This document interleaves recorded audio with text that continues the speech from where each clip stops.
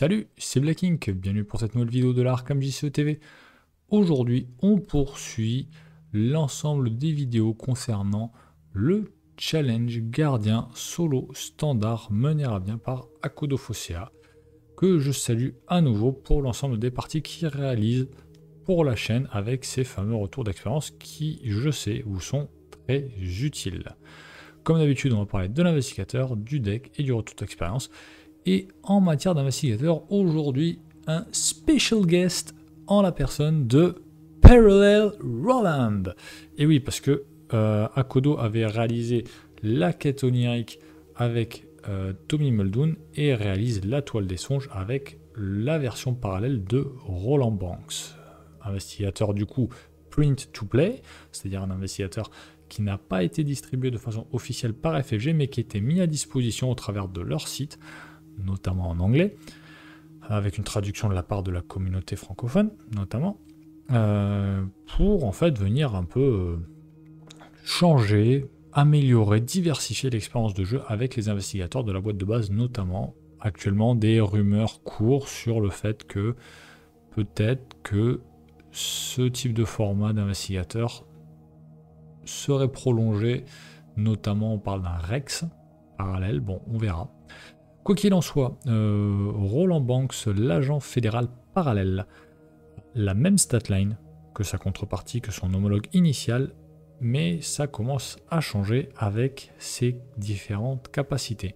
Notamment lors de la création du deck, choisissez 3 soutiens directifs différents et ajoutez-les à votre deck. On y reviendra par la suite. Sa capacité est une action rapide, gratuite. Retourner face cachée un soutien directif en ignorant son mot-clé permanent. On y reviendra pareil par la suite. Son signe d'essentiel c'est un +2. Intéressant. Choisissez un soutien directif. Vous avez le droit d'ignorer sa capacité de régulation durant ce round. Et autre changement majeur, le verso de la carte investigateur. Une taille de deck toujours de 30, contrairement à Skits ou à Agnès Parallèle qui avait des tailles de deck inférieures à 25. La construction du deck, elle, par contre, change carrément, puisque Roland n'a accès aux cartes gardiens que de niveau 0 à 3. Gros changement, grosse privation, notamment au niveau de toutes les grosses armes des gardiens qui sont souvent de niveau 4 ou 5. Par contre, il a les cartes perspicacité de niveau 0 à 3. Alors oui, il y a beaucoup de cartes perspicacité parmi les chercheurs, mais il y en a aussi chez les survivants, notamment quelques-unes chez les truands. Donc, quelque part, voilà, Roland n'a plus accès à l'intégralité des cartes chercheurs, mais il ouvre son pool de cartes avec ses cartes perspicacité de niveau 0 à 3, ainsi que les cartes tactiques de niveau 0 à 3, qui aussi, du coup, en chercheur, il n'en existe pas tant que ça, il en existe un peu plus en truand des cartes tactiques, quelques-unes en survivant de mémoire. Il garde des cartes neutres de niveau 0 à 5, et dans les exigences de deck, il y a les versions, on va dire, avancée de ces cartes signatures, que ce soit le 38 spécial ou effacer les traces. Particularité supplémentaire, vous débutez la campagne avec 5 points d'expérience supplémentaires, à l'instar de Père Mathéo, et on sait que 5 points d'expérience supplémentaires, ce n'est pas rien, c'est quand même très très sympa. Cela vient compenser, on va dire, un pool de cartes assez vraiment spécifique et quand même réduit en matière quantitative par rapport au Roland initial. Bon, on va pas trop s'attarder sur les directives parce que j'y reviendrai par la suite. Dans l'idée, Roland a accès à 5 directives différentes qui ont des capacités permanentes. Ce sont des cartes permanentes. Et en fait, ce sont des capacités qui mettent en jeu un arbitrage avec une capacité intéressante, un bonus non négligeable, mais qui entraîne une régulation, elle aussi, de taille, eu égard aux différents impératifs et contraintes du jeu. On y reviendra par la suite. Le pool de cartes de Roland, bon, je l'ai un peu évoqué, il est diminué. Roland est moins combattant qu'auparavant, néanmoins, l'accès à un panel d'événements plus sympathique, plus important, on va dire, est assez intéressant et on y reviendra dans la suite de la vidéo. Pour l'heure, le 38 spécial avancé déjà dispose d'une icône supplémentaire. Il a quand même une belle brochette d'icônes, une d'intelligence, une de force, une d'agilité et une icône libre. on s'en souviendra pour la suite de la vidéo. Utilisation 4 munitions, pour une action dépenser une munition combat, vous gagnez plus 2 de force pour cette attaque. S'il y a au moins un indice dans votre lieu, vous gagnez plus 4 à la place. Cette attaque inflige plus 1 dégât si un ennemi est vaincu par cette attaque et qu'il n'y a aucun indice sur votre lieu, placez une munition sur le 38 spécial de Roland. Il coûte autant, il a un peu plus d'icônes. Par contre, le bonus de force est supérieur de plus 1 par rapport à la version normale. Avant, c'était gagné plus 1 en force, plus 3 s'il y a un indice dans votre lieu. Il y avait aussi le bonus d'infliger plus 1 dégât. Par contre, il n'y avait pas le petit effet bonus. Si un ennemi est vaincu par cette attaque et qu'il n'y a aucun indice sur votre lieu, placez une munition sur le spécial 38 de Roland.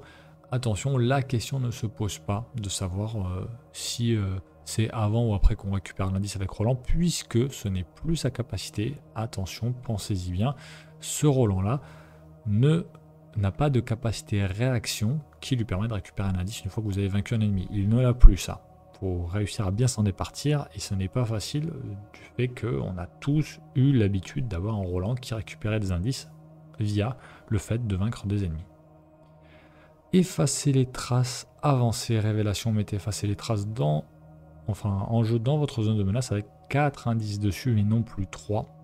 L'effet est le même, réaction quand vous devez découvrir un ou plusieurs indices dans votre lieu, défausser un nombre équivalent d'indices, d'effacer les traces à la place. Et du coup, un de plus, ça rend cette faiblesse encore plus embêtante, encore plus couperée, ou en tout cas épée de Damoclès au-dessus de la tête de Roland. Au cours de ces différents scénarios, évidemment forcé quand la partie se termine, s'il y a au moins un indice sur effacer les traces, souffrez d'un traumatisme mental, et on se rappelle de la faible valeur de santé mentale de Roland avec uniquement 5. Donc là c'est quand même très dur, d'autant plus que effacer les traces est une faiblesse avancée à 2 égards. Non seulement il y a une difficulté supplémentaire du fait que quantitativement on a un indice en plus à enlever des traces, à effacer, mais en plus Roland n'a plus sa fameuse capacité qui l'aide à découvrir des indices sans test. Donc là effectivement il va falloir justement jouer sur ce fameux nouveau pool de cartes de Roland pour essayer d'effacer les traces du mieux qu'on peut, mais c'est clair que ce n'est pas un cadeau. Le 38 spécial réussit à avoir une belle avancée, une belle amélioration, notamment avec le fait qu'il puisse se recharger, et donc on a là vraiment une arme qui fait 2 dégâts, qui est entre guillemets fiable, sur laquelle on peut se reposer pendant un certain nombre de temps. Néanmoins, c'est vrai qu'effacer les traces vient donner une difficulté supplémentaire. C'est aussi pour ça que le fait d'avoir 5 points d'expérience quand on débute la campagne avec Roland, c'est pas rien du tout. Les directives, on y revient. Donc là, à l'écran, voilà les 3 directives que Akodo avait choisies. Je les expliquerai plus en détail par la suite. Les directives, donc faire preuve de prudence, ne laisser planer aucun doute et rédiger un rapport. Comme je vous le dis, on y reviendra par la suite. Le deck de départ, le voici. Alors, en matière de combat, oui, il a fait le choix de la lame affamée. Pourquoi la lame affamée? Eh bien parce que si on devait jouer la lame affamée sur une campagne, eh bien ce serait les dévoreurs de rêves du fait des ennemis nués. Je ne reviendrai pas sur la lame affamée au cours de la vidéo. C'est pas, voilà, c'était surtout fluff. C'était le fait de jouer cette carte pour Akodo de façon à venir diversifier un peu les cartes et venir proposer autre chose aussi que souvent les mêmes cartes qui sont jouées.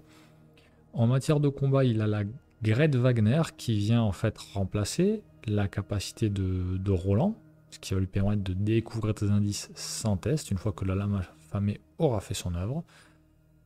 Pour l'aider en la matière, il a tapé dans la fourmilière de façon à aller chercher un ennemi dans le deck de rencontre, récupérer de l'expérience et récupérer aussi un indice. Donc c'est quand même une carte qui est assez sympa et on voit là l'avantage du pool de cartes de Roland avec ces fameux événements tactiques qu'on voit taper dans la fourmilière, insaisissable aussi, qui est intéressant si jamais Roland se retrouve dans une bien mauvaise posture, notamment au niveau de sa santé mentale, ce sera toujours utile, ça viendra le dégager. Et on voit que dans les perspicacités, on a connaissance profonde et raccourci qu'il pouvait avoir auparavant, mais on a creusé trop profondément, qui va lui permettre de venir récupérer de l'expérience supplémentaire. Creuser trop profondément, je le rappelle, c'est cette carte qui nous permet, moyennant la pioche d'une carte rencontre, de récupérer un point de victoire supplémentaire, en mettant creuser trop profondément dans la pile de victoire. En combat, pour aider le combat, on a audace, on a coup vicieux, on a détermination. Alors détermination qui aura double emploi avec les tests de volonté et les tests de combat, de force. On a en enquête, eh bien, pas grand chose, on le voit, on a Gret qui vient nous permettre, moyennant le fait de vaincre des ennemis, de récupérer des indices. On a scène de crime qui nous permettra de faire de la découverte d'indices sans test sur des lieux à haute valeur occulte. Mais on n'a pas grand chose de plus. Alors après, pour s'aider, par contre, on a 2 perceptions. C'est pas énorme, mais néanmoins, vous le voyez certainement, on a bien préparé, qui est un soutien, qui est apparu de mémoire avec la civilisation oubliée. On a fait une vidéo sur bien préparé dans les connaissances interdites, je vous invite à aller la voir. Et en fait, c'est une façon qu'il aura de se booster autrement, notamment au niveau de l'enquête. En matière de soutien, il a le miroir sacré pour venir soigner notamment Gret et du coup profiter un maximum de sa capacité. Alors après voilà, il l'a pas en chasse, il a préféré taper dans la fourmilière pour le côté découvert d'indices et le côté récupération de ressources, même si ça coûte une action de la jouer, c'est pas rapide contrairement à en chasse qui se joue pendant la phase du mythe.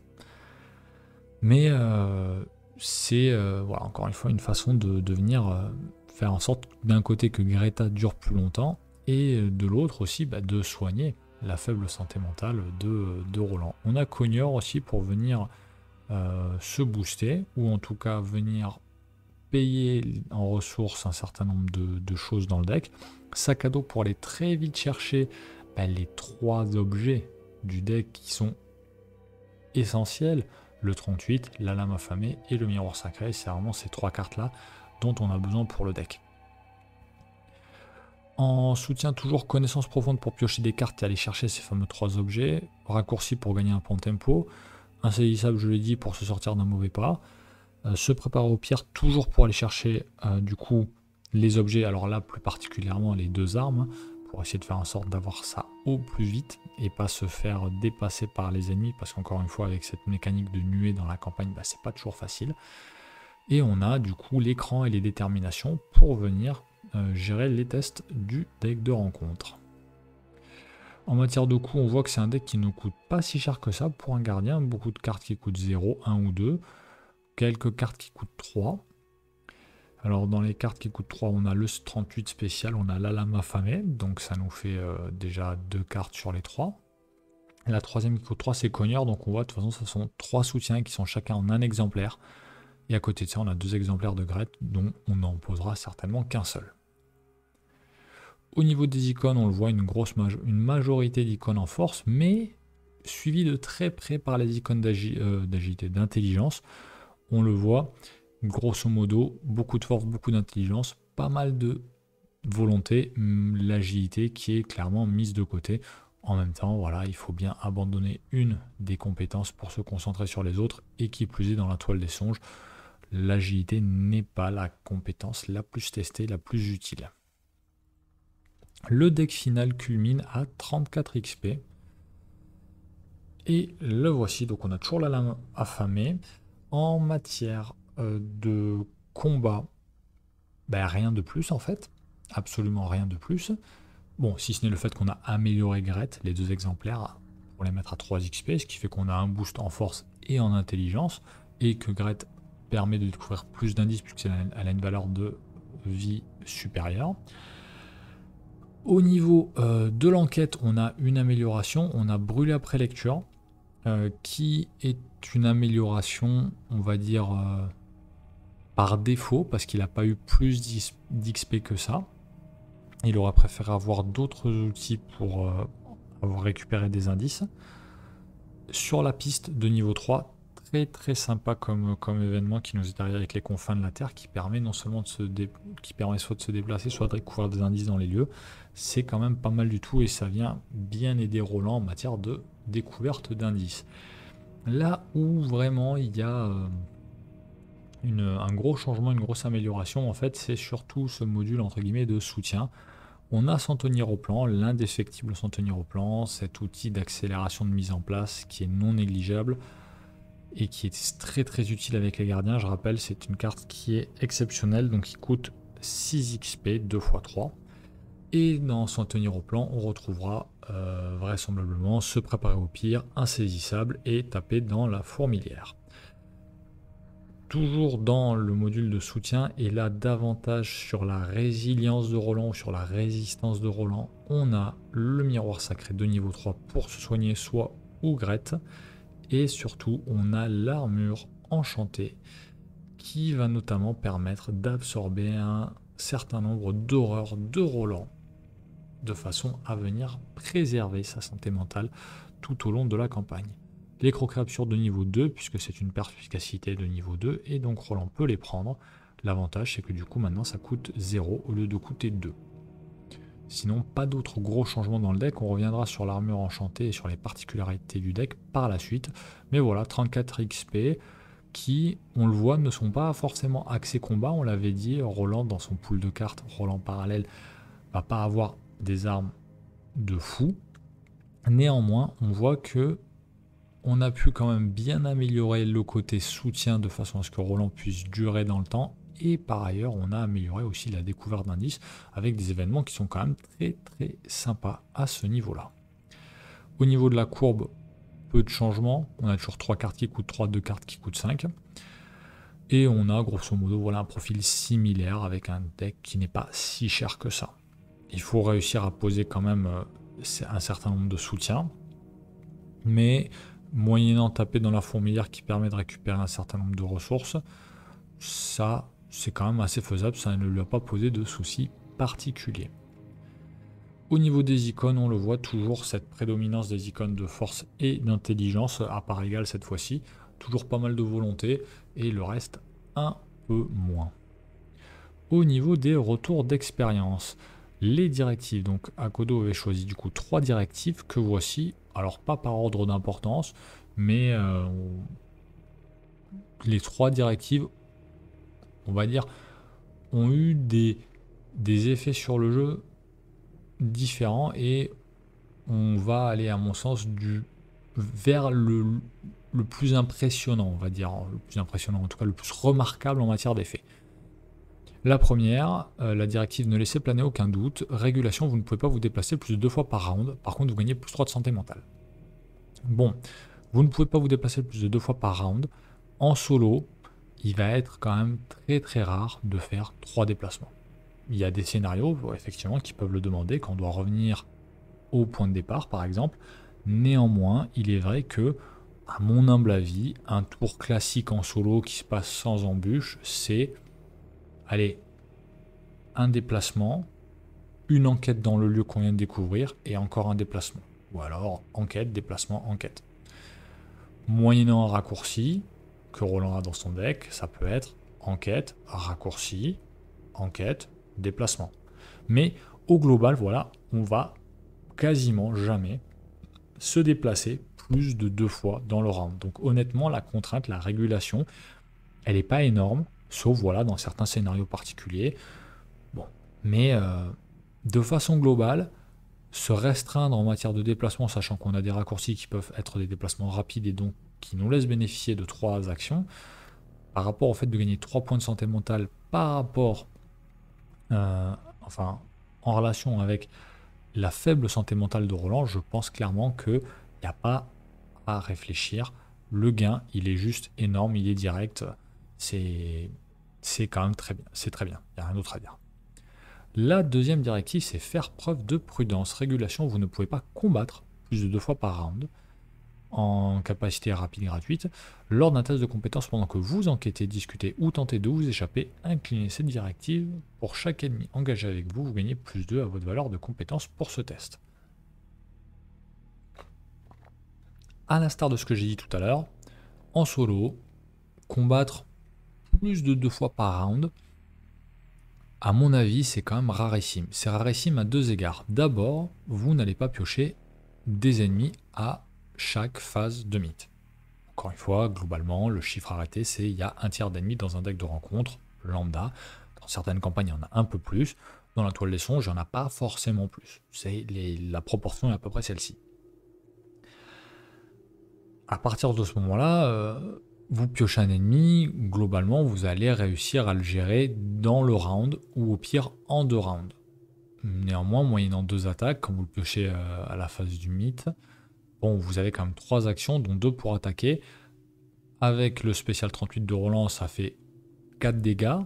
C'est pas mal. Moyennant un coup vicieux, ça peut faire 5 dégâts. 5 dégâts, on commence déjà à toucher des ennemis assez haut de gamme, mine de rien. Et avec la lame affamée, selon si vous avez plusieurs offrandes ou plusieurs soifs de sang attachées, vous pouvez faire jusqu'à plus 4 dégâts. Jusqu'à 4 dégâts, ça fait en une seule action, vous faites 5 dégâts. Pour peu que vous ayez le 38 spécial dans l'autre main, vous pouvez, dans le meilleur des cas, moyennant un coup vicieux, un maximum de assoiffé ou de soif de sang sur le truc, vous pouvez faire du coup 5 plus 3 dégâts, 8 dégâts en 2 attaques. Honnêtement, il n'y a pas beaucoup d'ennemis, même des élites, même des boss, qui ont 10 points de vie, qui ont 8 points de vie en solo. Puisque généralement, les ennemis, on va dire les boss ou certains ennemis élites, ont un nombre de points de vie croissant en fonction du nombre d'investigateurs.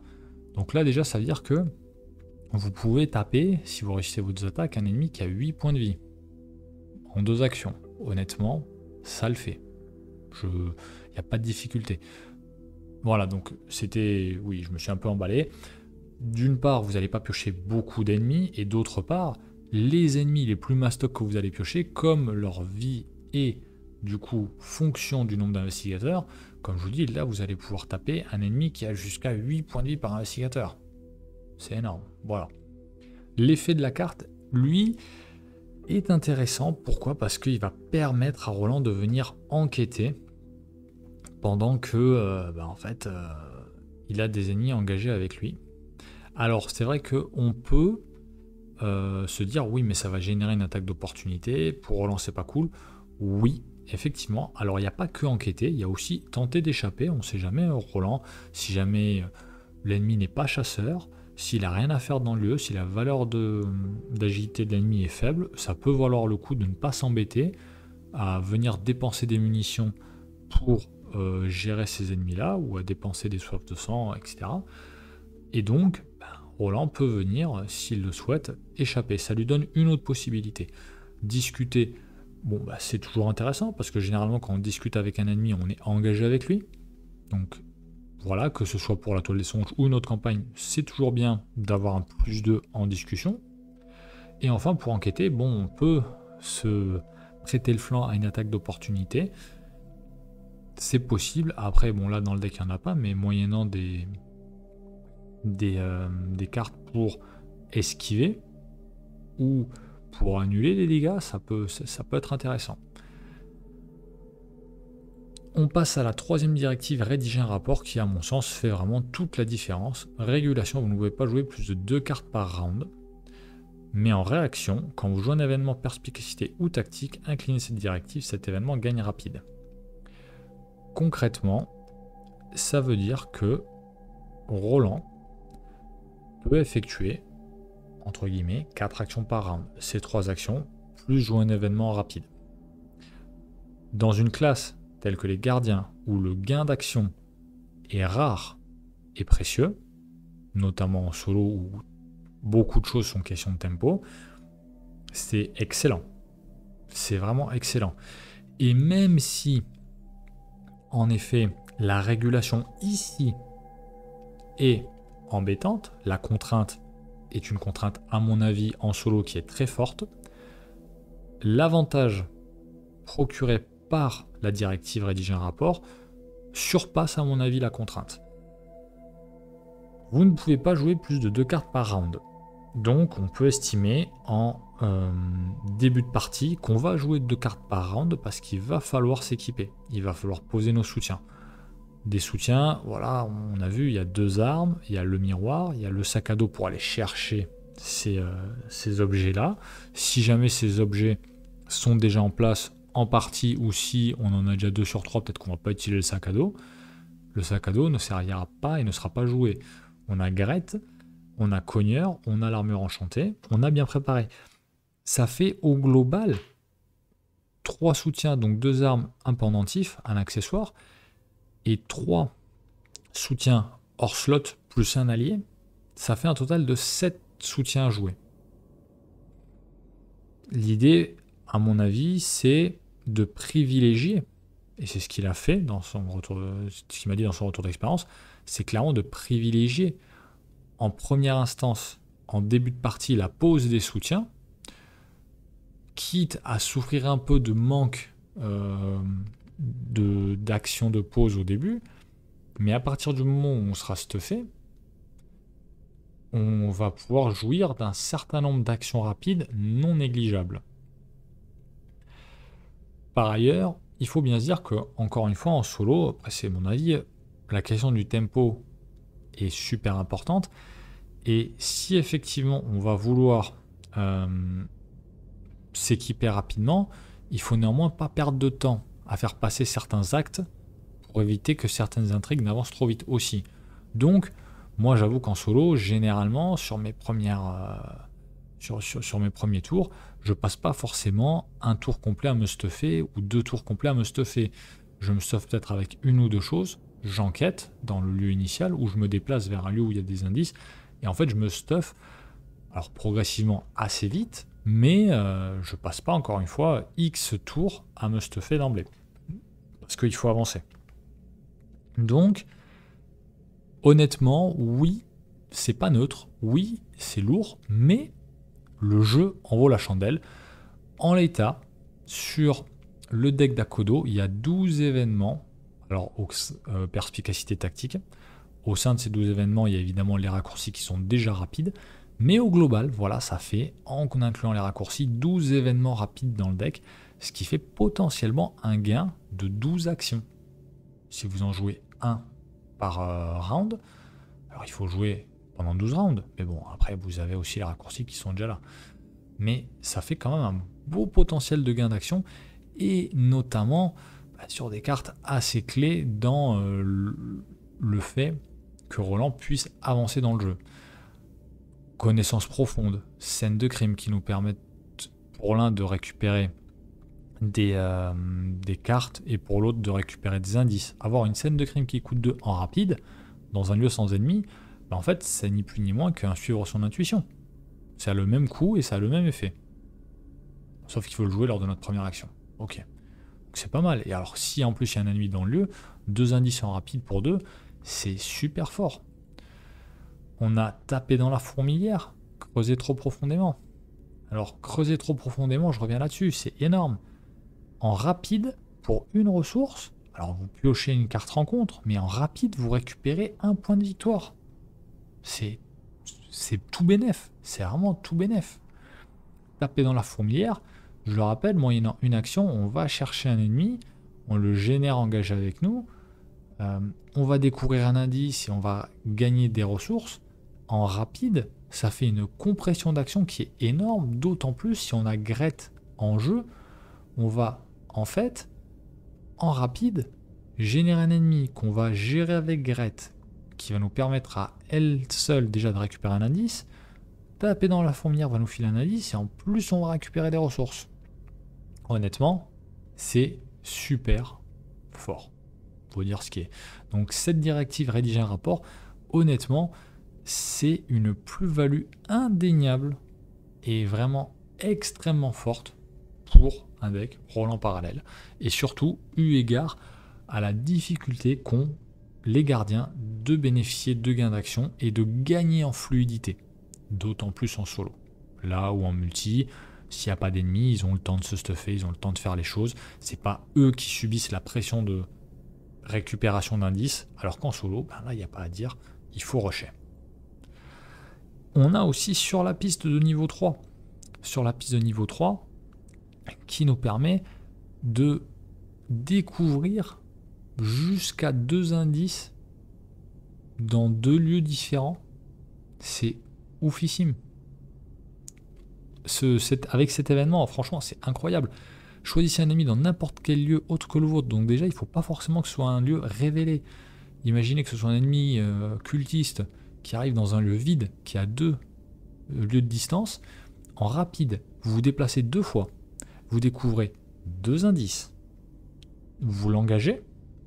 Ça fait quand même une sacrée compression d'action. Il manque plus que de taper le petit acolyte qui a 3 de force et qui a 1 point de vie.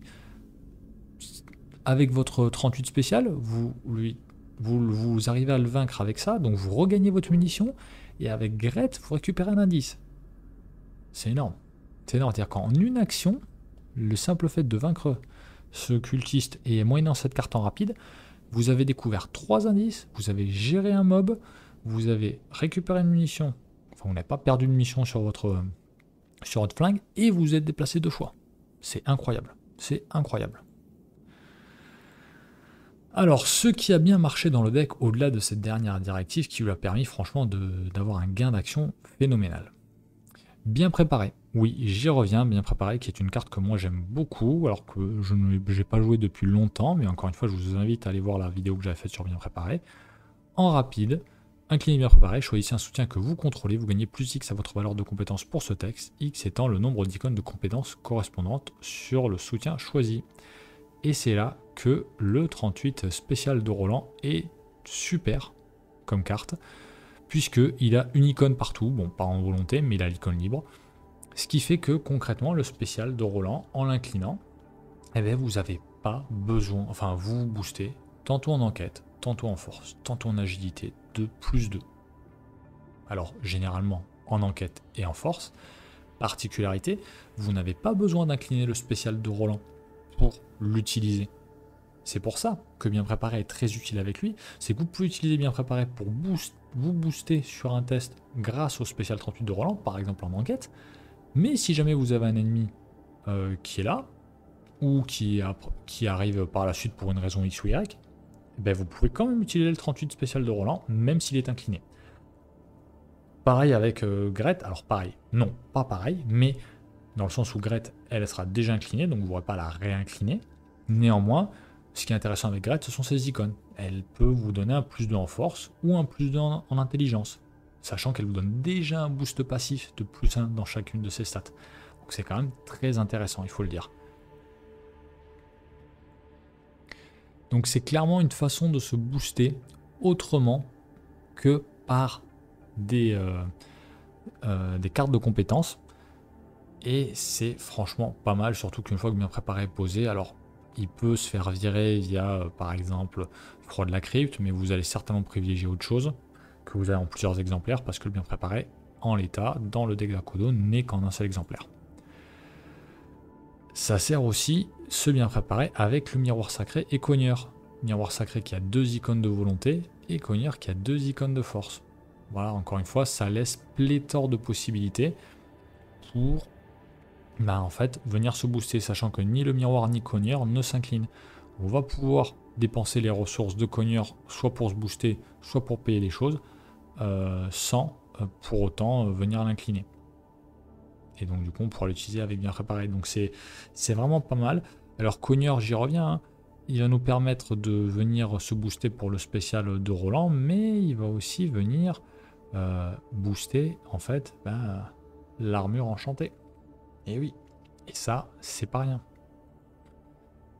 L'armure enchantée va permettre du coup de donner une résistance accrue à Roland. Et avec ce bien préparé, on va pouvoir venir gérer le test de volonté de l'armure enchantée. Tantôt d'un côté grâce au miroir sacré qui va nous donner un plus 2, donc qui va nous porter à 5. Mais avec Cogneur, en dépensant nos 2 ressources, ça va nous porter à 7. Et on le voit. L'armure enchantée est forcée après qu'au moins un dégât aura été placé sur l'armure enchantée. Le propriétaire de l'armure effectue un test de volonté de X, X étant le nombre total de dégâts dehors dessus. En cas d'échec, défausser l'armure enchantée. Et assigner ailleurs les dégâts et ou horreurs qui venaient juste d'y être placés. Concrètement, donc Roland, allez, 1, 2, 3. aller jusqu'à 4 horreurs, ça passe crème sur l'armure enchantée avec une valeur de test de volonté de 7 1. Ça passe crème. Et en standard, même 5, ça peut passer.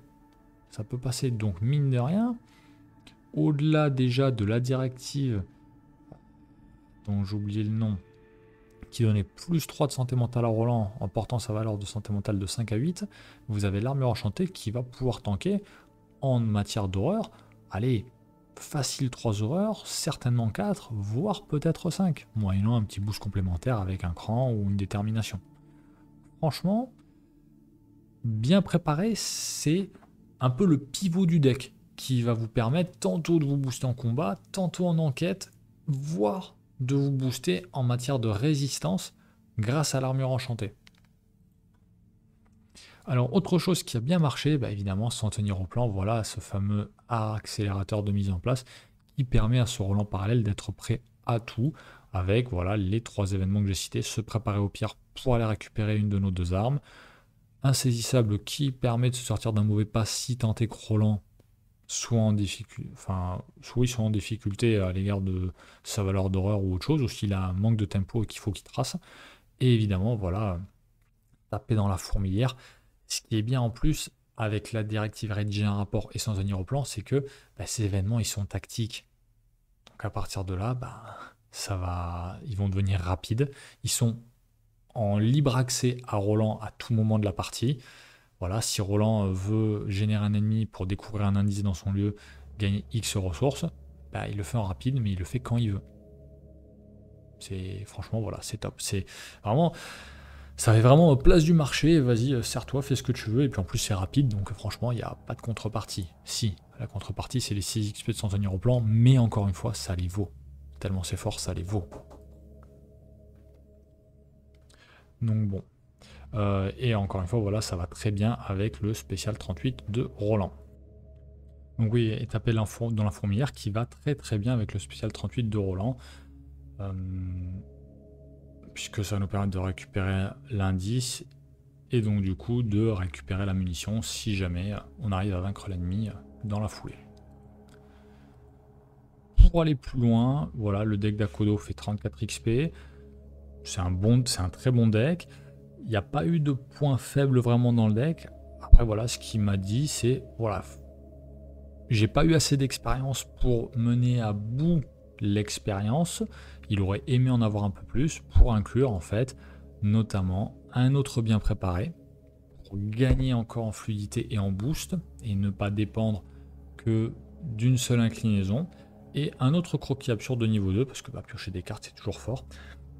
Et pour venir voilà, donner un peu plus de fluidité à tout ça. Mais franchement, sur le reste, aucun souci vraiment pour ce Roland parallèle qui a vraiment extrêmement surpris Akodo et qui nous encourage tous à jouer parce qu'il dit que c'est vraiment un investigateur qui bénéficie d'avantages incroyables et surtout d'un gameplay, d'une façon de jouer vraiment différente par rapport aux autres gardiens, avec ce côté combattant un peu moindre, un peu moins fort, mais par contre en termes de possibilités de deck building, de stratégie ou de tactique de jeu, ça va quand même très très loin.